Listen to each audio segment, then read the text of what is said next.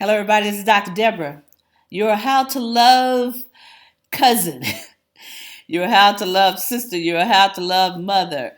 I'm a family member who is, I'm out to embarrass y'all. I'm just out to do it. Do you know how long it's taken me to figure out this is what I'm supposed to be doing?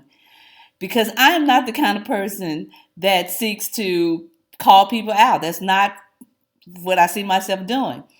But what I've come to realize is that sometimes you got to get uncomfortable. Sometimes you got to make people uncomfortable to get their attention. That's the only thing that seems to work, except for dancing and singing and telling jokes. But that I don't do any of those things. I'm a thinker, I'm a doer, I'm a believer, and I want to see some change come to my country. I want to feel better about calling myself an American.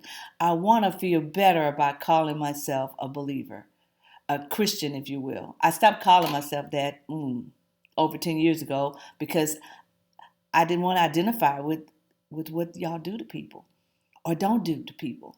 And as I began this talk, I started to think about what people think about us. And I say us because I'm a believer. And I'm a believer because it works. I don't have time to get into the doctrine or the theology of it. Believe what you want to believe. But there is a way to live that is better than other ways. And this is not the only way. I do know that. And so what I want to do, since this is what I've been taught, this is what I know, this is what I've experienced, I want to invite those of you who call yourselves Christians, who call yourselves believers, I want to invite you to start acting like it. But I said last time, I know you don't know how. For the past 15, well, more than 19 years now, I left the university 4 years ago, but I was there 15 years and I taught Christians, Christians and atheists and Buddhists and Hinduists. I taught people how to be inclusive. I taught them how to love, quite honestly, how to love people who are not like you. And when I was teaching those classes, diversity and intro to marriage and family therapy, I realized that those were the behaviors that Christ exhibited, that Buddha represents. There are lots of faith teachers who teach the very same thing, and that is loving people. But what I realized is how to do it has been our problem because it is difficult, and we know it. You got brothers and sisters who I talked about embarrass the family, but you love them. You love them.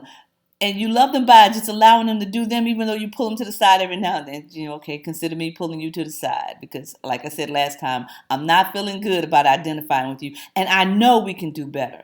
And I know it because I said last time, I live it. I know how hard it is to hear somebody say something you really don't want to hear or to doing stuff that you think is just wrong, but you love them because that's what we do.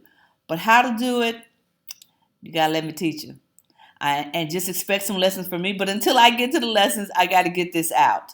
For now, just know that I'm going to be talking about how to love, and I'm going to show you how that works. All right. Until then, you can visit my website, liberationfamilyministries.com. And until then, I'll get back to you on this, but just keep thinking about that.